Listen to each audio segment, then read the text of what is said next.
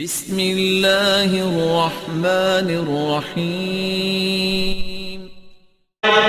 सीरत ख्वाजा पढ़ो, ये अजमेरी, ये हाजी अली की दरगाह पे मिल जाएगी किताब। सीरत ख्वाजा पढ़ो, लिखा है कि ख्वाजा साहब जब हिंदुस्तान में आए तो एकदम इस्लाम की फैल गया, और इस्लाम ऐसा फैला कि जब वो नमाज पढ़ते थे तो दाएं तरफ सलाम फेरते थे तो 90,000 आदमी मुसलमान हो जाते थे, और बाएं तरफ सलाम फेरते थे तो 90,000 आदमी मुसलमान हो जाते थे। मैंने बहुत गौर किया कि 90,000 दाएं 90,000 बाएं, कितने हो गए? 1,80,000। सुन्नतें छोड़ दो, नफिल छोड़ दो, सिर्फ फर्जी फर्ज ले लो, ज़ोहर असर मगरिब इशा तहज्जुद भी छोड़ दो। चलो 5 वक्त की नमाज में कितने हो गए भाई? 1,00,000 आप जो 1,80,000 एक टाइम में हो रहे हैं, 90,000 1,80,000, तो 1 पंचे 5 और 8 पंचे 40, 4 लाख, 5 और 4 कितने हो गए? 9 लाख। एक दिन में 9 लाख आदमी। ख्वाजा साहब की करामत देखो, एक दिन में कितने हो गए? 9 लाख। और मोहम्मद रसूलुल्लाह 13 साल पत्थर खाए, मक्के में पिटे, मार खाए, लोग मजबूर कर दे और निकले और हिजरत करके मदीना जाएं। तो इस 13 साल की कड़ी मेहनत में कितने लोग इस्लाम लाए। जब जंगे बद्र हुई तो सब जोड़े गए, बच्चे भी, बूढ़े भी, जवान भी। जब सब जोड़े गए तो लड़ने वालों की तादाद थी 313। मेरे भाइयों, ये 13 साल की मेहनत तो 313, या एक दिन में 9 लाख। अब हम आगे नहीं जोड़ सकते, एक हफ्ते में कितने, एक महीने में कितने, एक साल में कितने, क्योंकि हम B.Com नहीं किए हुए हैं ना M.Com किए हुए हैं। ये तुम्हारे मौलवी किए हुए हैं, तुम उनसे पूछ लेना कि एक साल में कितने हो गए होंगे और अब तक कितने हो गए होंगे। लेकिन आप अंदाजा लगाइए कि तुम कहते हो ये वहां भी बड़ी इंसल्ट करते रसूल, तुम बताओ ये इंसल्ट नहीं है? नबी 13 साल मेहनत करे तो मुसलमान हो 313, और तुम्हारे बुजुर्ग एक दिन में 9 लाख, एक टाइम की नमाज में 1,80,000। यहां नबी नमाज पढ़े तो ऊंट की ओछड़ी नबी के सर पर डाली जाए, तुम्हारा बुजुर्ग सलाम फेरे तो ऑटोमेटिक बगैर मेहनत के 90,000 और 90 दुनिया 180,000 आदमी मुसलमान हो जाए, 1,80,000 आदमी मुसलमान हो जाए। अंदाजा लगाइए आप। और मेरे भाइयों, और फिर कहते हो कि इंसल्ट करते हैं, इंसल्ट तो तुम कर रहे हो नबी के। इसी सीरत ख्वाजा में पढ़िए, आप देखिए आगे चल के, मेरे मुरीदों अल्लाह तुम्हें जहन्नम में डाले तो चले जाना। मेरे मुरीदों अल्लाह तुम्हें जहन्नम में डाले तो चले जाना, डरना नहीं। मुरीदों ने कहा ऐसा क्यों? कहा कोई बात नहीं, मैं जहन्नम में थूक दूंगा, जहन्नम ठंडी हो जाएगी। पंगा न लो, तुम जानते नहीं हो मैं किस इलाके का हूं। इटावा का हूं, बरेली से बहुत करीब है। हमारे यहां जितने पागल होते हैं ना, वो बरेली के पागल खाने में भर्ती होते हैं। और आपको मालूम नहीं है, जिस पर तुम ईमान रखते हो ना, उसका भतीजा जब सऊदी अरब के अंदर गया, नाम नहीं लूंगा मैं, नाम लूंगा तो केस हो जाएगा मेरे ऊपर, और नाम लेने से पहले शायद मुझे वुजू बनाना पड़े, बहुत बड़ी हस्ती है, उसका नाम लूंगा तो कल कहेंगे इतने बड़े मौलाना का नाम फिर वुजू के ले लिया है, हो सकता है गुस्ल करना पड़े, बहुत बड़ा मौलवी। इसने जुमे के दिन अगर ऐलान न किया होता तो मैं ये सब बात ना बोलता। लेकिन ये जुमे में कह रहा, बददीनों के जलसों में मत जाओ, बददीनों के जलसे में मत जाना, अपना ईमान बचाना, ये करना। ये कहता हमारे इटावा का, हमारे यहाँ का मौलवी, बहुत सख्त कबर पुज्जा मौलवी, सऊदिया से आया हज करके, कहता है कि लोगों हम अपना ईमान बचा के चले आए। लोगों ने कहा वो कैसा है? कहने लगा एक भी टाइम की नमाज मैंने सऊदिया के इमाम के पीछे नहीं पढ़ी। हमने कहा ये लोग, कहता ईमान बचा के चले आए, थोड़ा बहुत जो ईमान था वो भी लुटा के चला आया, बर्बाद करके चलाया, और कहता भाई ईमान बचा के चलाया, किसी वहाबी मौलवी के और इमाम के पीछे नमाज नहीं पढ़ी। मदीने में मदीने वाले नहीं मिलेंगे तो क्या अजमेर वाले मिलेंगे? उनके पीछे नमाज नहीं पढ़ोगे? तुम क्या चाहते हो कि उधर भी तुम्हारी पेट की तोने मोटी होए, शब बारात के हलवे मिले, मुहर्रम के खिचड़े खाने को मिले? क्या चाहते हो कि उधर भी तुम्हें सब कुछ मिले?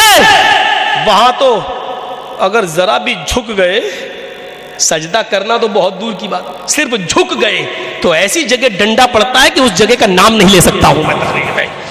ऐसी जगह डंडा पड़ता है, हाजा मुशरिक खुदा दा रजुल, पकड़ो इसको, डाल दो जेल के अंदर। तभी तो कहते हैं कि वहां वहाबियों की हुकूमत है। वहाब अल्लाह, तो वहां अल्लाह वालों की हुकूमत नहीं होगी तो किसकी होगी? जो ये कहते हो कि जहन्नम में मैं थूक दूंगा तो जहन्नम ठंडी हो जाएगी, जहन्नम ठंडी हो जाएगी। एक किताब, मैं पाकिस्तान गया, पाकिस्तान से किताब लेके आया, सीरत गौसे पाक, पाकिस्तान से छपी। अरे तब पढ़ के मैं दंग रहा।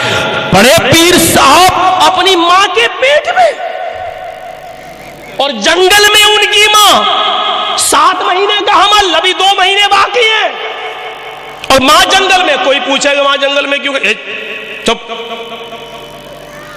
इस पोजीशन में डॉक्टरनी नर्स ये कहती है कि नहीं आराम करो, लेकिन वो साहब गए कहां? जंगल में गई उनकी मां। बड़े पीर साहब की मां पर किसी ने गलत नजर डाल दी क्योंकि वो बहुत खूबसूरत थी। बड़े पीर साहब मां के पेट में आग बगोला हो रहा है, कमीना मेरी मां पे गलत नजर डाल रहा है, यानी वो अंदर देख रहे हैं कि बुरी नजर डाल रहा है। और जब वो आया और मां के कपड़े फाड़ने, इज्जत लूटने के लिए, तो बड़े पीर साहब मां के पेट से तलवार लेके बाहर निकले। ये करामत है, करामत। और बड़े पीर साहब मां के पेट से तलवार लेके बाहर निकले, कत्ल कर दिया उस आदमी को, मार डाला, फिर मां के पेट में घुस गई। मैं ये किताब पढ़ रहा था इसी टाटा हॉस्पिटल में, मेरा चचेरा भाई बीमार था कैंसर का, मैं इस किताब को पढ़कर अपना टाइम पास कर रहा था। तो मेरा दोस्त कहने लगा, मौलवी साहब जब वो निकल ही गए थे तो घुसने की जरूरत क्या थी?